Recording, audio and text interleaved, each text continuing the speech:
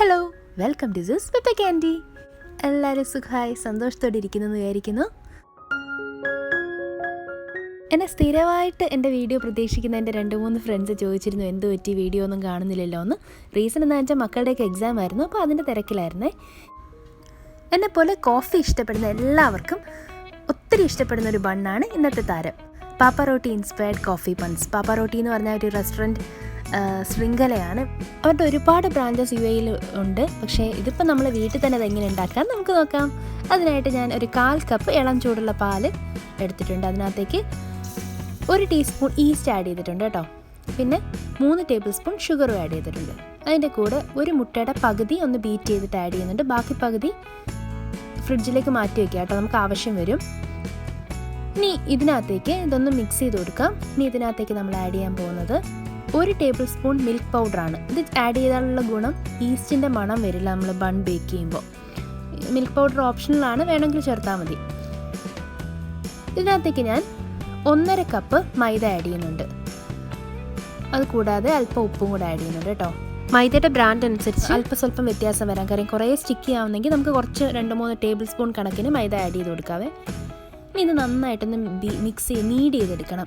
Need ചെയ്ത് എടുക്കാനായിട്ട് നമുക്ക് വേണമെങ്കിൽ കൈകൊണ്ട് തന്നെ നീഡ് ചെയ്യാം, അല്ലെങ്കിൽ ഇതുപോലെ ഒരു നീഡർ ബ്ലേഡ് ഉണ്ടെങ്കിൽ അത് ചെയ്യാം, അല്ലെങ്കിൽ ഫുഡ് പ്രോസസ്സർ യൂസ് ചെയ്യാം.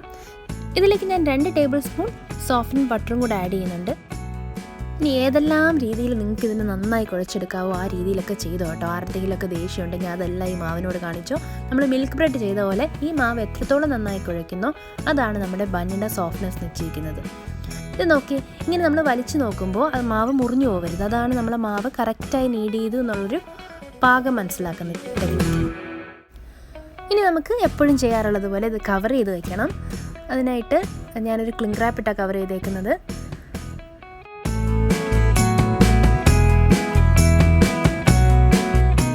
എനിക്ക് ഏകദേശം ഒരു 4 മണിക്കൂർ എടുത്തു. അപ്പോഴേക്കും ഈ ഒരു സൈസിൽ ഇത് പൊങ്ങി വന്നു കേട്ടോ. മാവ് നന്നായി പൊങ്ങി വന്നിട്ടുണ്ടായിരുന്നു. നമ്മൾ ഉപയോഗിക്കുന്ന ഈസ്റ്റ് നല്ല ക്വാളിറ്റിയുള്ള ഈസ്റ്റ് ആയിരിക്കണം. ഒരുപാട് പഴക്കം ചെന്ന ഈസ്റ്റൊക്കെ ആണെങ്കിൽ അതിങ്ങനെ പെട്ടെന്ന് പൊങ്ങി വരില്ലേ. അപ്പോൾ അത് നിങ്ങൾ ശ്രദ്ധിക്കുക. അതുപോലെ ടെമ്പറേച്ചറും ശ്രദ്ധിക്കുക. ഇവിടെ ഇപ്പോൾ UAE വിൻ്റർ സീസൺ ആയതുകൊണ്ട് നല്ല തണുപ്പാണ്. അത് കാരണം ഇത്രയും സമയം എടുത്തത്. സാധാരണ 2 മണിക്കൂർ കൊണ്ട് തന്നെ ഡബിൾ ദ സൈസ് ആവും. ഇനി ഒന്നും കൂടെ നമുക്ക് നന്നായി കുഴച്ചിട്ട് മാവ് ഒന്ന് അല്പം ഡസ്റ്റ് ചെയ്തതിന് ശേഷം നമുക്കിങ്ങനെ 8 ഈക്വൽ പീസായിട്ട് ഡിവൈഡ് ചെയ്തെടുക്കണം. അല്ലേ, 8 ബോൾസ് ഈക്വൽ ആയിട്ട് തന്നെ ഡിവൈഡ് ചെയ്തെടുക്കുക. ഇനി ഈ ഒരു സമയത്താണ് ഞാൻ നോക്കുമ്പോൾ എൻ്റെ കയ്യിൽ ബേക്കിംഗ് പേപ്പർ ഇല്ല കേട്ടോ. അപ്പോൾ ഞാൻ നേരത്തെ ഒരു യൂട്യൂബ് ചാനൽ കണ്ടിരുന്നു. അഥവാ ബേക്കിംഗ് പേപ്പർ ഇല്ല എന്നുണ്ടെങ്കിൽ നമ്മൾ സാധാരണ വൈറ്റ് പേപ്പർ അല്ലേ, A4 സൈസ് വൈറ്റ് പേപ്പർ, ആ പേപ്പറിൽ തന്നെ ഞാൻ ഇങ്ങനെ കുക്കിംഗ് ഓയിൽ അപ്ലൈ ചെയ്തിട്ട് ബേക്കിംഗ് പേപ്പർ ഉണ്ടാക്കുന്നുണ്ട്. എളുപ്പമാണ്. ഇതുണ്ടാക്കാനുള്ള ടെക്നിക്ക് എനിക്ക് കിട്ടിയത് slice of life by Shahina Sahir എന്ന് പറഞ്ഞൊരു യൂട്യൂബ് ചാനലിൽ നിന്നാണ് കേട്ടോ. എല്ലാവരും പോയി നോക്കണം. ഒരുപാട് ഇൻട്രസ്റ്റിംഗ് ആയിട്ടുള്ള റെസിപ്പീസും വ്ളോഗ്സും ഒക്കെയുള്ള നല്ലൊരു ചാനലാണ്. ഇനി ബട്ടർ ഞാൻ നേരത്തെ ഇങ്ങനെ ക്യൂബ്സ് ആയിട്ട് കട്ട് ചെയ്ത് ഫ്രീസ് ചെയ്തിട്ടുണ്ടായിരുന്നു. ഈക്വൽ എമൗണ്ട് ആയിട്ട് ഇങ്ങനെ കട്ട് ചെയ്ത് ഫ്രീസ് ചെയ്തിട്ടുണ്ടായിരുന്നു. ഒരു 8 to 10 grams ആണ് എൻ്റെ ഒരു ക്യൂബ് വരുന്നത്. കുറച്ചും കൂടെ വേണമെങ്കിൽ എടുക്കാമെന്ന് എനിക്ക് തോന്നുന്നു കേട്ടോ. ഇനി ബട്ടർ ഇല്ല എന്നുണ്ടെങ്കിൽ നമുക്ക് വേണമെങ്കിൽ ചീസ് ക്യൂബ്സ് ഇതുപോലെ വെച്ച് കൊടുക്കാം. ഓരോ മാവും എടുത്തിട്ട്, ഓരോ ബോൾസും എടുത്തിട്ട് അതിനകത്തേക്ക് നമുക്ക് ഈ ഒരു ബട്ടർ വെച്ച് കൊടുക്കാം. അതിനുശേഷം നന്നായി കവർ ചെയ്യണം. അതായത് പുറത്തേക്കൊന്നും ബട്ടർ മെൽറ്റാകുമ്പോൾ യൂസ് ചെയ്ത് വരാത്ത രീതിയിൽ നന്നായി അത് കവർ ചെയ്തെടുക്കണം.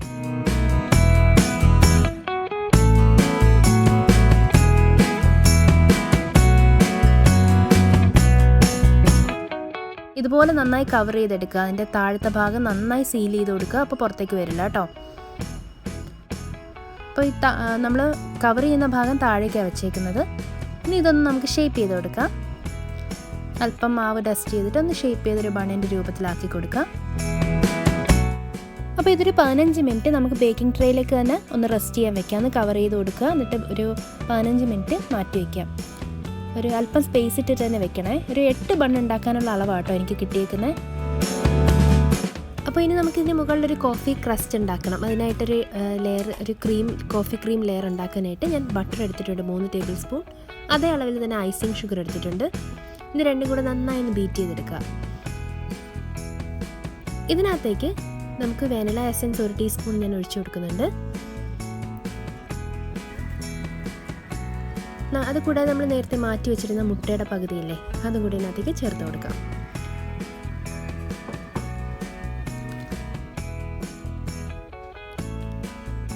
നന്നായി ബീറ്റ് ചെയ്തെടുക്കുക. ഇനി ഒരു 2 ടീസ്പൂൺ ഇൻസ്റ്റൻറ്റ് കോഫി പൗഡർ എടുത്തിട്ടുണ്ട്. അതിലേക്ക് 1 ടേബിൾ സ്പൂൺ നല്ല തിളച്ച വെള്ളം തന്നെ എടുക്കണം. അത് രണ്ടും കൂടെ ഒന്ന് മിക്സ് ചെയ്തിട്ട് നമുക്കിതിനകത്തേക്ക് ഒഴിച്ചു കൊടുക്കാം.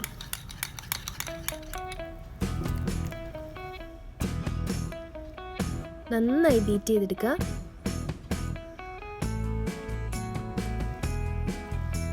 ഇതിനകത്തേക്ക് ഞാൻ ഒരു 3 ടേബിൾ സ്പൂൺ മൈദ മാവും കൂടെ ചേർക്കുന്നുണ്ട്. ഇത് നന്നായി ബീറ്റ് ചെയ്ത് നമ്മുടെ ഒരു വിപ്ഡ് ക്രീമിൻ്റെയൊക്കെ ഒരു കൺസിസ്റ്റൻസി, നമുക്ക് പൈപ്പ് ചെയ്യാൻ പറ്റുന്ന ഒരു കൺസിസ്റ്റൻസിയിൽ കിട്ടണം. എന്നിട്ട് നമുക്കിതൊരു പൈപ്പിംഗ് ബാഗിലേക്ക് ആക്കിയിട്ട് ഈ ഓരോ ബണ്ണിന് മുകളിലും കവർ ചെയ്യുന്ന രീതിയിൽ ഒന്ന് സ്പ്രെഡ് ചെയ്ത് കൊടുക്കാം. ഗ്യാപ്പില്ലാതെ കവർ ചെയ്യണേ. അപ്പോൾ ഇത് നന്നായി മെൽറ്റ് ചെയ്ത് നമ്മൾ അവനിൽ വെച്ച് ബേക്ക് ചെയ്യുമ്പോൾ ഇതൊന്ന് മെൽറ്റ് ചെയ്ത് നല്ല സ്പ്രെഡായി വരും. ഈ ഒരു അളവിൽ എനിക്ക് 7 ബൺ കഷ്ടിച്ച് ഫില്ല് ചെയ്യാനേ പറ്റിയിട്ടുള്ളൂ. നിങ്ങളെടുക്കുമ്പോൾ മൈദ, ഐസിങ് ഷുഗർ, പിന്നെ ബട്ടർ ഇത് 3ൻ്റെ അളവ് നമ്മളിവിടെ 3 ടേബിൾ സ്പൂൺ ആയിരുന്നു എടുത്തിരുന്നത്. പക്ഷേ നിങ്ങൾ ഉണ്ടാക്കുമ്പോൾ 4 ടേബിൾ സ്പൂൺ എടുക്കുക കേട്ടോ. അപ്പോൾ കറക്റ്റായിട്ട് 8 ബണ്ണിൽ ഫില്ല് ചെയ്യാൻ പറ്റും. ഇനി നമുക്ക് 180 ഡിഗ്രീസിൽ പ്രീ ഹീറ്റ് ചെയ്ത് വെച്ചിരിക്കുന്ന അവനിലേക്ക് ഒരു 15 മിനിറ്റ്സ് ബേക്ക് ചെയ്തെടുക്കാം. നിങ്ങളുടെ അവൻ്റെ ടെമ്പറേച്ചർ അനുസരിച്ച് സ്വല്പം വ്യത്യാസമൊക്കെ ഉണ്ടാവും കേട്ടോ. അപ്പോൾ നമ്മുടെ കോഫി ബൺസ് ഇവിടെ റെഡി ആയിട്ടുണ്ട്. ഇത് ന്യൂട്രല്ല ചോക്ലേറ്റ് സ്പ്രെഡിനോട് ഭയങ്കര കോമ്പിനേഷനാണ്. അപ്പോൾ കോഫി ഇഷ്ടപ്പെടുന്നവരെ ഡെഫിനറ്റായിട്ട് ട്രൈ ചെയ്ത് നോക്കേണ്ട ഒരു റെസിപ്പിയാണിത്. ചെറിയൊരു ക്രിസ്പിനെസ് ഒക്കെ ഉള്ളൊരു ക്രസ്റ്റ് ലെയറും അകത്ത് നല്ല സോഫ്റ്റ് ആൻഡ് ഫ്ലഫി ലെയറുമാണ്, ബട്ടറി ആയിട്ടുള്ളൊരു ലെയറാണ്. അപ്പോൾ ഈ ഒരു തണുപ്പത്ത് കഴിക്കാൻ നല്ലൊരു റെസിപ്പിയാണ് കേട്ടോ. ഇത് തണുക്കുമ്പോഴാണ് ശരിക്കും ഇതിന് ടേസ്റ്റ് വരുന്നത് കേട്ടോ. അത് പ്രത്യേകം ശ്രദ്ധിക്കുക. വീഡിയോ ഇഷ്ടമെങ്കിൽ ലൈക്ക് ചെയ്യുക, കമൻറ്റ് ചെയ്യുക, ഫ്രണ്ട്സും ഫാമിലിയായിട്ട് ഷെയർ ചെയ്യുക, പിന്നെ മറക്കാതെ സബ്സ്ക്രൈബ് ചെയ്യുക. Thanks for watching. See you in another video. Bye.